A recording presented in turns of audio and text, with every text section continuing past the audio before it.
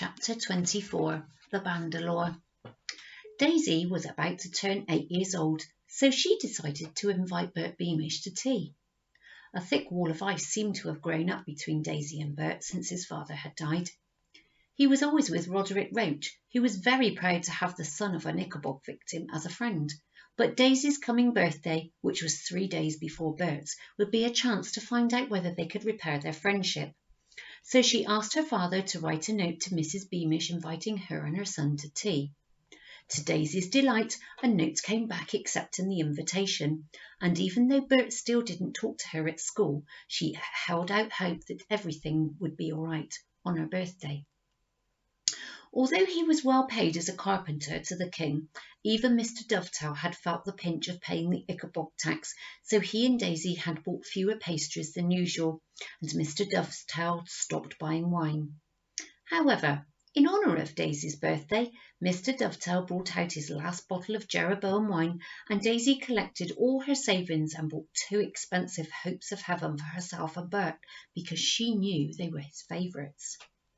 The birthday tea didn't start well. Firstly, Mr. Dovetail proposed a toast to Major Beamish, which made Mrs. Beamish cry. Then the 4 of them sat down to eat, but nobody seemed able to think of anything to say, until Bert remembered that he'd bought Daisy a present. Bert had seen a Bandalore, which is what people call yo-yos at that time, in a shop window, and bought it with all his saved pocket money.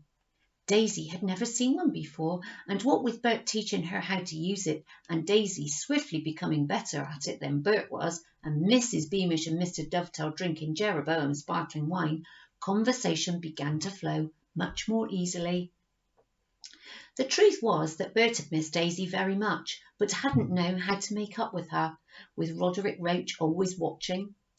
Soon, though, it felt as though the fight in the courtyard had never happened, and Daisy and Bert were snorting with laughter about their teacher's habit of digging for bogies in his nose when he thought none of the children were looking.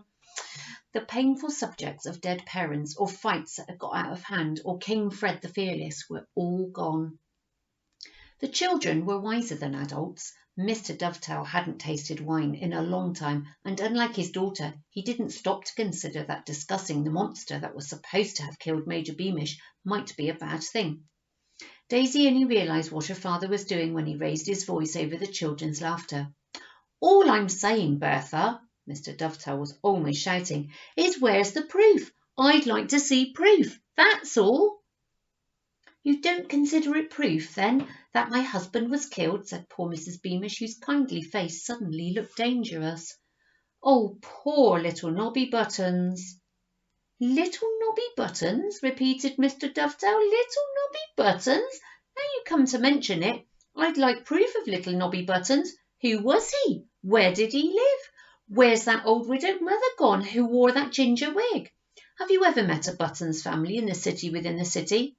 "And if you press me," said Mr. Dovetail, brandishing his wineglass, "if you press me, Bertha, I'll ask you this.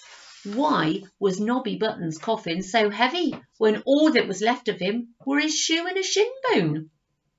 Daisy made a furious face to try and shut her father up, but he didn't notice. Taking another large gulp of wine, he said, "It doesn't add up, Bertha. It doesn't add up. Who's to say, and this is just an idea, mind you, but who's to say poor Beamish didn't fall off his horse and break his neck, and Lord Spitfires saw an opportunity to pretend the Ickabog killed him and charge us all a lot of gold?" Mrs. Beamish rose slowly to her feet. She wasn't a tall woman, but in her anger she seemed to tower awfully over Mr. Dovetail. "My husband," she whispered in a voice so coldly that Daisy felt goosebumps, "was the best horseman in all of Cornucopia. My husband would no sooner have fallen off his horse than you chop your leg off with an axe, Dan Dovetail. Nothing short of a terrible monster could have killed my husband, and you ought to watch your tongue, because saying the Ickabog isn't real happens to be treason." "Treason?" jeered Mr. Dovetail. "Come off it, Bertha. You're not going to stand there and tell me you believe in this treason nonsense. Why, a few months ago, not believing in the Ickabog made you a sane man, not a traitor." That was before we knew the Ickabog was real, screeched Mrs. Beamish. Bert, we're going home. No, no, please don't go, Daisy cried. She picked up a little box she'd stowed under the chair and ran out into the garden after the Beamishes. Bert, please, look, I got us hopes of heaven. I spent all my pocket money on them. Daisy wasn't to know that when he saw hopes of heaven now, Bert was instantly reminded of the day he'd found out his father was dead. The very last hope of heaven he'd ever eaten had been in the king's kitchens, when his mother was promising him they'd have heard if anything had happened to Major Beamish. All the same, Bert didn't mean to dash Daisy's gift to the ground. He meant only to push it away. Unluckily, Daisy lost her grip on the box, and the costly pastries fell into the flower bed and were covered in earth. Daisy burst into tears. Well, if all you care about is pastries, shouted Bert, and he opened the garden gate and led his mother away. Chapter 25. Lord Spittleworth's Problem. Unfortunately for Lord Spittleworth, Mr. Dovetail wasn't the only person who'd started voicing doubts about the Ickabog. Cornucopia was growing slowly poorer. The rich merchants had no problem paying their Ickabog taxes. They gave the collectors 2 ducats a month, then increased the price on their pastries, cheeses, hams and wines to pay themselves back. However, 2 gold ducats a month was increasingly hard to find for the poorer folk, especially with food at the markets more expensive. Meanwhile, up in the marshlands, children began to grow hollow-cheeked. Spittleworth, who had spies in every city and every village, began hearing word that people wanted to know what their gold was being spent on, and even to demand proof that the monster was still a danger. Now, people said of the cities of Cornucopia that their inhabitants had different natures. Jeroboamers were supposed to be brawlers and dreamers, the Kurtzburgers peaceful and courteous, while the citizens of Shoeville were often said to be proud, even snooty. But the people of Baronstown were said to be plain speakers and honest dealers, and it was here that the first serious outbreak of disbelief in the Ickabog happened. A butcher called Tubby Tenderloin called a meeting in the town hall. Tubby was careful not to say he didn't believe in the Ickabog, but he invited everyone at the meeting to sign a petition to the king, asking for evidence that the Ickabog tax was still necessary. As soon as his meeting was over, Spittleworth's spy, who had of course attended the meeting, jumped on his horse and rode south, arriving at the palace by midnight. Woken by a footman, Spittleworth hurriedly summoned Lord Flapoon and Major Roach from their beds, and the 2 men joined Spittleworth in his bedroom to hear what the spy had to say. The spy told the story of the treasonous meeting, then unfurled a map on which he'd helpfully circled the houses of the ringleaders, including that of Tubby Tenderloin. Excellent work, growled Roach. We'll have all of them arrested for treason and slung in jail. Simple. It isn't simple at all, said Spittleworth impatiently. There were 200 people at this meeting, and we can't lock up 200 people. We haven't got room for one thing, and for another one, everyone will just say it proves we can't show the Ickabog's real. Then we'll shoot 'em, said Flapoon, and wrap 'em up like we did Beamish, and leave 'em up by the marsh to be found, and people would think the Ickabog got 'em. Is the Ickabog supposed to have a gun now? Snapped Spittleworth, and 200 cloaks in which to wrap his victims? Well, if you're going to sneer at our plans, my lord, said Roach, why don't you come up with something clever yourself? But that was exactly what Spittleworth couldn't do. Cudgel his sneaky brains thought he might. He couldn't think of any way to frighten the Cornucopians back into paying their taxes without complaint. What he needed was proof that the Ickabog really existed. But where was he going to get it? Pacing alone in front of his fire after the others had gone back to bed, Spittleworth heard another tap on his bedroom door. What now? He snapped. Into the room slid the footman, Cankaby. What do you want? Out with it quickly. I'm busy, said Spittleworth. If it pleases your lordship, said Cankaby, I happened to be passing your room earlier, and I couldn't help hearing that there about that treasonous meeting in Baronstown, what you, Lord Flapoon and Major Roach was talking about. Oh, you couldn't help it, said Spittleworth in a dangerous voice. I thought I should tell you, my lord. I've got evidence that there's a man here in the city within the city what thinks the same way as those traitors in Barronstown, said Cankerby. He wants proof, just like them butchers do. Sounded like treason to me when I heard about it. Well, of course it's treason, said Spittleworth. Who dares say such things in the very shadow of the palace, which the king's servant dares question the king's words? Well, as to that, said Cankerby, shuffling his feet, some would say that's valuable information. Some would. Well, oh, sorry. You tell me who it is, snarled Spittleworth, seizing the footman by the front of his jacket, and then I'll see whether you deserve payment. Their name. Give me their name. It's Dan Dovetail, said the footman. Dovetail? Dovetail? I know that name, said Spittleworth, releasing the footman, who staggered sideways and fell into the end table. Wasn't there a seamstress? His wife, sir. She died, said Cankerby, straightening up. Yes, said Spittleworth slowly. He lives in that house by the graveyard where they never fly a flag and without a single portrait of the king in the windows. How do you know he's expressed these treasonous views? I happened to overhear Mrs. Beamish telling the scullery maid what he said, said Cankerby. You happen to hear a lot of things, don't you, Cankerby? Commented Spittleworth, feeling in his waistcoat for some gold. Very well. Here are 10 ducats for you. Thank you very much, my lord, said the footman, bowing low. Wait, said Spittleworth as Cankerby turned to go. What does he do, this Dovetail? What Spittleworth really wanted to know was whether the king would miss Mr. Dovetail if he disappeared. Dovetail, my lord? He's a carpenter, said Cankerby, and he bowed himself out of the room. A carpenter? Repeated Spittleworth out loud. A carpenter. And as the door closed on Cankerby, another of Spittleworth's lightning strike ideas hit him, and so amazed was he at his own brilliance, he had to clutch the back of the sofa, because he felt he might topple over.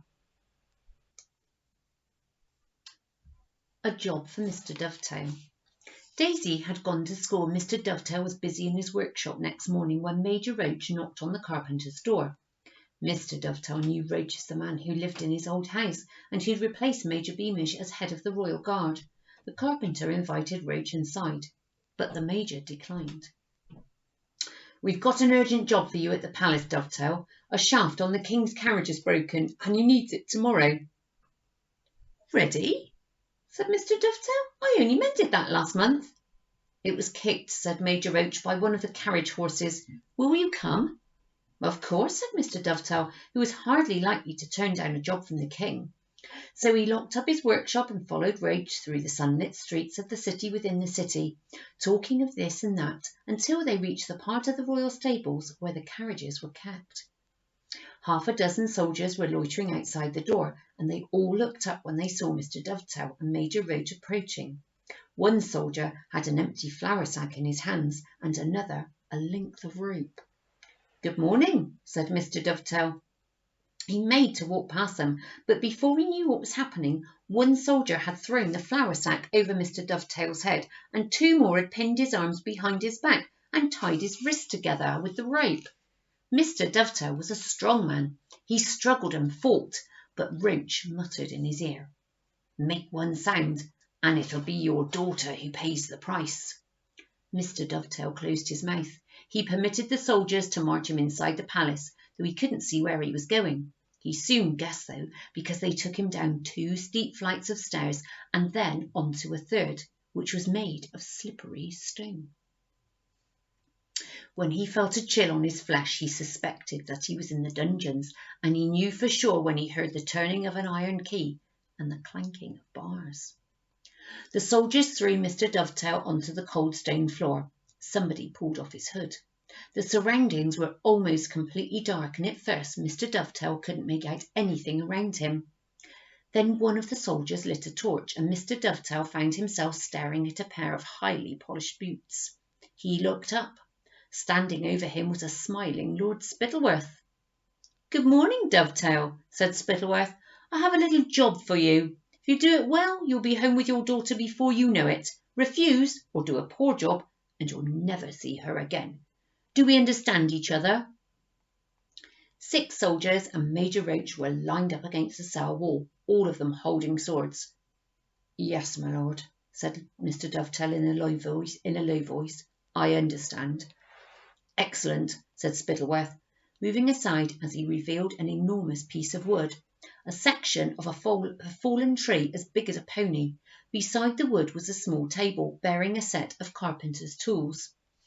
"I want you to carve me a gigantic foot, Dovetail, a monstrous foot with razor-sharp claws. On the top of the foot, I want a long handle so that a man on horseback can press the foot into the ground to make an imprint. Do you understand your task, carpenter?" Mr. Dovetail and Lord Spittleworth looked deep into each other's eyes. Of course, Mr. Dovetail understood exactly what was going on. He was told to fake proof of the Ickabog's existence. What terrified Mr. Dovetail was that he couldn't imagine why Spittleworth would ever let him go after he'd created the fake monster's foot, in case he talked about what he'd done. "Do you swear, my lord," said Mr. Dovetail, "do you swear that if I do this my daughter won't be harmed and that I'll be permitted to go home to her?" "Of course, Dovetail," said Spittleworth lightly, already moving to the door of the cell. "The quicker you complete the task, the sooner you'll see your daughter again. Now, every night we'll collect these tools from you, and every morning they'll be brought back to you, because we can't have prisoners keeping the means to dig themselves out, can we? Good luck, Dovetail, and work hard. I look forward to seeing my foot." And with that, Roach cut the rope binding Mr. Dovetail's wrists and rammed the torch he was carrying into a bracket on the wall. Then Spittleworth, Roach, and the other soldiers left the cell. The iron door closed with a clang. A key turned in the lock, and Mr. Dovetail was left alone with the enormous piece of wood, his chisels and knives. Chapter 27. When Daisy arrived home from school that afternoon, playing with her Bandalore as she went, she headed as usual to her father's workshop to tell him about her day. However, to her surprise, she found the workshop locked up. Assuming that Mr. Dovetail had finished work early and was back in the cottage, she walked in through the front door with her school books under her arm. Daisy stopped dead in the doorway, staring around. All the furniture were gone, as were the pictures on the walls, the rug on the floor, the lamps, and even the stove. She opened her mouth to call her father. But in that instant a sack was thrown over her head and a hand clamped over her mouth. Her schoolbooks and her Bandalore fell with a series of thuds on the floor. Daisy was lifted off her feet, struggling wildly, then carried out of the house and slung into the back of a wagon. "If you make a noise," said a rough voice in her ear, "we'll kill your father." Daisy, who'd drawn breath into her lungs to scream, let it out quietly instead. She felt the wagon lurch and heard the jingling of a harness and trotting of hooves as they began to move. By the turn that the wagon took, Daisy knew that they were heading out of the city within the city, and by the sounds of market traders and other horses, she realised they were moving into wider Shoeville. Though more frightened than she'd ever been in her life, Daisy nevertheless forced herself to concentrate on every turn, every sound and every smell, so she could get some idea of where she was being taken. After a while, the horses' hooves were no longer falling on cobblestones but on an earthy track, and the sugar-sweet air of Shoeville was gone, replaced by the green, loamy smell of the countryside. The man who'd kidnapped Daisy was a large, rough member of the Ickabog Defence Brigade called Private Prod. Spittleworth had told Prod to get rid of the little Dovetail girl, and Prod had understood Spittleworth to mean that he was to kill her. Prod was quite right to think this. Spittleworth had selected Prod for the job of murdering Daisy because Prod was fond of using his fists and seemed not to care whom he hurt. However, as he drove through the countryside, passing woods and forests where he might easily strangle Daisy and bury her body, it slowly dawned on Private Prod that he wasn't going to be able to do it. He happened to have a niece around Daisy's age, of whom he was very fond. In fact, every time he imagined himself strangling Daisy, he seemed to see his niece Rosie in his mind's eye, pleading for her life. So instead of turning off the dirt track into the woods, Prod drove the wagon onwards, racking his brains on what to do with Daisy. Inside the flour sack, Daisy smelled the sausages of Baronstown mingling with the cheese fumes of Kurdersburg, and wondered which of the two she was being taken to. Her father had occasionally taken her to buy cheese and meat in these famous cities. She believed that if she could somehow give the driver the slip, then when he lifted her down from the wagon, she'd be able to make her way back to Chouville in a couple of days. Her frantic mind kept returning to her father and where he was and why all the furniture in their house had been removed, but she forced herself to concentrate on the journey the wagon was making instead, to be sure of finding her way home again. However hard she listened out for the sound of the horses' hoofs on the stone bridge over the flume that connected Baronstown and Kursberg, it never came, because instead of entering either city, Private Prod passed them by. He just had a brainwave about what to do with Daisy, so, skirting the city of sausage makers, he drove on north. Slowly the meat and cheese smell disappeared from the air, and night began to fall. Private Prod had remembered an old woman who lived on the outskirts of Jeroboam, which happened to be his own town. Everyone called this old woman Ma Grunter. She took in orphans and was paid 1 ducat a month for each child she had living with her. No boy or girl had ever succeeded in running away from Ma Grunter's house, and it was this that made Prod decide to take Daisy there. The last thing he wanted was Daisy finding her way back home to Chouville, because Spittleworth was likely to be furious that Prod hadn't done what he was told to do. Though so scared, cold and uncomfortable in the back of the wagon, the rocking had lulled Daisy to sleep, but suddenly she jerked awake again. She could smell something different on the air now, something she didn't much like, and after a while she identified it as wine fumes, which she recognised from the rare occasions when Mr. Dovetail had a drink. They must be approaching Jeroboam, a city she'd never visited. Through the small holes in the sack she could see daybreak. The wagon was soon jolting over cobblestones again, and after a while it came to a halt. At once Daisy tried to wriggle out the back of the wagon and onto the ground, but before she'd hit the street, Private Prod seized her. Then he carried her, struggling, to the door of Ma Grunter's, which he pounded with a heavy fist. All right, I'm coming," came a high cranked voice from inside the house.